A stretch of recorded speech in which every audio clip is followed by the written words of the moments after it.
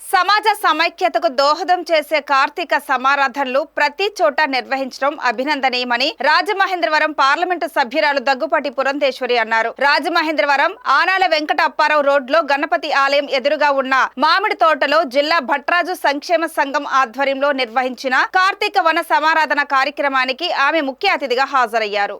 ఈ సందర్భంగా ఆమె మాట్లాడుతూ రాష్ట్ర మాజీ ముఖ్యమంత్రి ప్రముఖ సినీ నటుడు స్వర్గీయ నందమూరి తారక రామారావుపై ఎటువంటి అభిమానాన్ని చూపారో ఈ జిల్లా ఆడపడుచుగా తనపై కూడా అంతే అభిమానాన్ని చూపించి ఇటీవల ఎన్నికల్లో లోక్సభకు ఎంపీగా అవకాశం కల్పించిన సభ్యులందరికీ ఆమె కృతజ్ఞతలు తెలిపారు. సంఘ సంక్షేమానికి తన సంపూర్ణ సహకారాలు అందిస్తానని ఆమె హామీ ఇచ్చారు. ఈ సందర్భంగా వివిధ రకాల పోటీలను నిర్వహించి బహుమతులను ప్రదానం చేశారు. సంఘ సభ్యులంతా సమైక్యంగా కార్తీక దామోదరు పూజలు సహభోజనాలు చేశారు. కార్యక్రమంలో బీజేపీ నాయకులు, జీఎస్టీ ఆఫీస్ విశ్రాంత అధికారి కోకిలవాణి కృష్ణంరాజు, సంఘ కార్యదర్శులు తదితరులు పాల్గొన్నారు.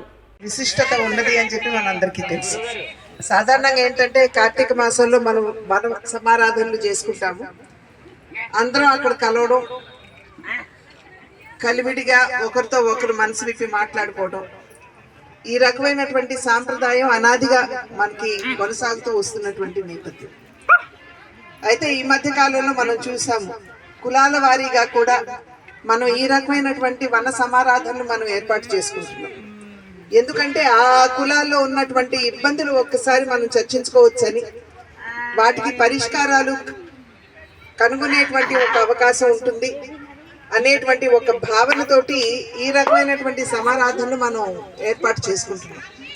దానిలో భాగంగా ఇవాళ భట్రాజు సంఘానికి సంబంధించినటువంటి వారు మీరందరూ కూడా ఇవాళ ఈ సమారాధన నిర్వహించుకుంటున్నటువంటి సందర్భంలో నన్ను మీ ఆడపడుచుగా ఇక్కడ ఆహ్వానించినందుకు మీ అందరికీ కూడా పేరు పేరున నా ధన్యవాదాలు తెలియజేస్తున్నాను.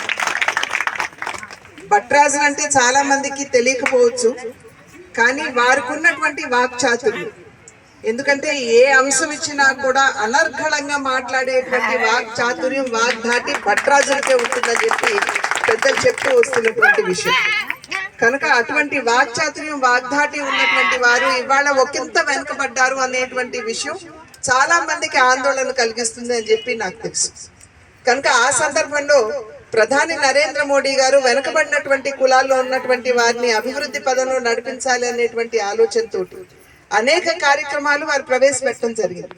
మనం అందరం కూడా చాలా వరకు అందిపుచ్చుకుంటున్నాం అని చెప్పి నేను భావిస్తున్నాను. ఒకవేళ అట్లా లేకపోయినట్లయితే కూడా మరి పెద్దలు దత్తు గారు, బొమ్మల దత్తు గారు ఇక్కడే ఉంటారు, వారు కూడా మీకు వారి సహకారాన్ని అందిస్తారు అని చెప్పి మీ అందరికీ కూడా నేను తెలియజేస్తున్నటువంటి విషయం. అదేవిధంగా నన్ను ప్రత్యేకించి ఇందాక పెద్దలు మాట్లాడుతున్నటువంటి సందర్భంలో చెప్పారు, ఎంత ఐకమత్యంగా ఇక్కడ ఉన్నటువంటి రాజమహేంద్రవరంలో ఉన్నటువంటి వారందరూ పనిచేయకపోతే ఎన్డీఏ కూటమికి ఏదైతే అనూహ్యమైనటువంటి విజయాన్ని అందించారు, 164 సీట్లు రావడం అంటే ఎన్డీఏ కూటమికి అది తక్కువ విజయం కాదు. 93% స్ట్రైక్ రేటు, 57% ఓట్లు వచ్చాయని పదే పదే చంద్రబాబు గారు చెప్తూ ఉంటారు. అంత విజయాన్ని, అటువంటి ఘనమైనటువంటి విజయాన్ని సాధించామంటే మీరందరూ కూడా ఆశీర్వదించినటువంటి సందర్భంలోనే ఆ విజయాన్ని మేము అందుకోగలిగామని చెప్పి నేనైతే భావిస్తున్నటువంటి విషయం.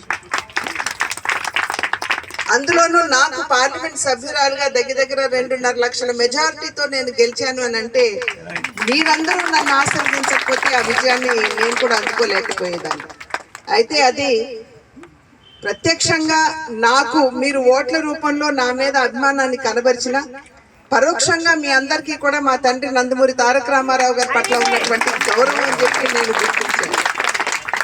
కనుక ఆ తండ్రి బిడ్డగా, మీ ఆడపడుచుగా, భారతీయ జనతా పార్టీ పార్లమెంట్ సభ్యురాలుగా, రాజమండ్రి సభ్యురాలుగా మీ అందరికీ కూడా ఎప్పుడు అవసరమైనా నేను అందుబాటులోనే ఉంటాను అని చెప్పి తెలియజేస్తూ, ఆఫీస్ పక్కనే ఉంటుంది. నేను రాజమండ్రికి వచ్చినప్పుడల్లా కూడా 1 పూట 2 పూటలు నేను ఆఫీస్లోనే కూర్చుంటాను. మీకు ఏదైనా ఇబ్బంది వచ్చినా మీరు డైరెక్ట్గా వచ్చి నాతో మాట్లాడవచ్చు.